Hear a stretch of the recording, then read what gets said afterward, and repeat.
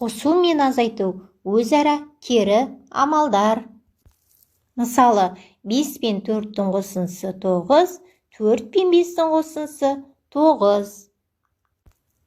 Осы өрнектерге кері 2 мысал құрастыруға болады. 9 пен 4-тің айырмасы 5, 9 пен 5-тің айырмасы 4. Сонда қосу амалын азайтумен тексеруге болады. Оқулықтың 82-ші бетіне назар аударайық.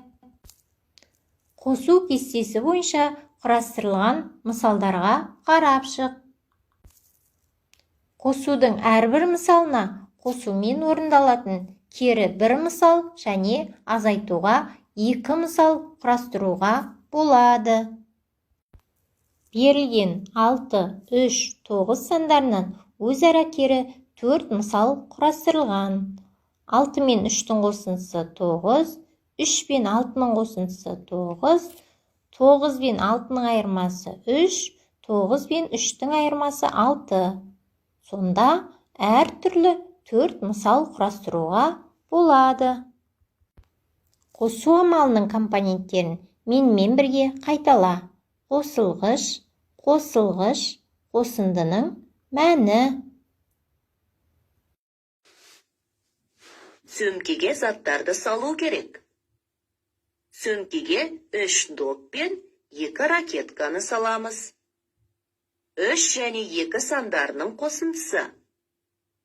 Қосу амалының компоненттерін есте сақта. Қосылғыш, қосылғыш, қосындының мәні. Азайту амалының компоненттерін есімізге түсірейік. Азайғыш, азайтқыш, айырманың мәні. Сөмкеде барлығы 5 зат болды. Егер сөмкеден 3 допты алып тастасақ, қанша зат қалады? 5-тен 3-ті алсақ, 2 қалады. Немесе басқаша оқиық. 5 пен 3 сандарының айырмасы.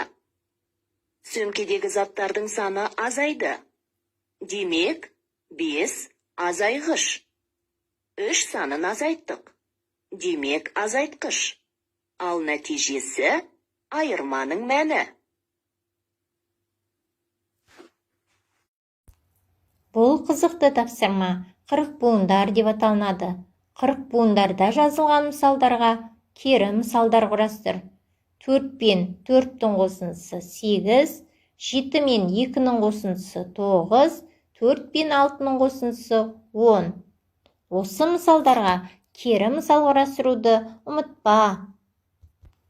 Дөңгелектерді сана, мысалдар құрастыр.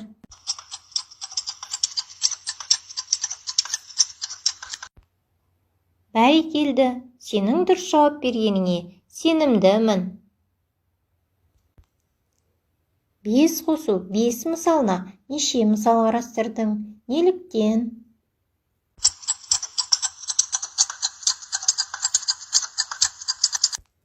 Жауабы 1 мысал ғана келтіруге болады. Себебі бірдей сандарды қостық.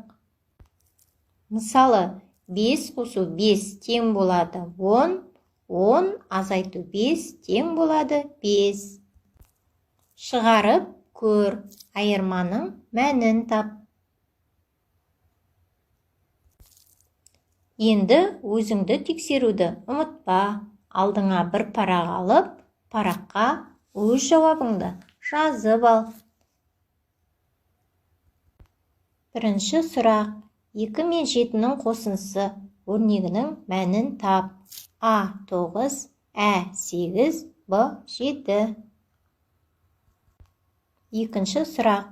10 санның құрамын көрсет. А 7 мен 3-тің қосындысы, Ә 2 мен 7-ның қосындысы, Б 5 пен 6-ның қосындысы. Үшінші сұрақ. Азайғышты тап.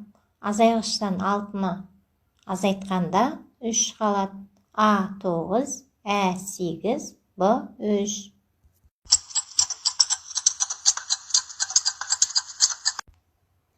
Өз жауабыңды экраннан тексеруді ұмытпа.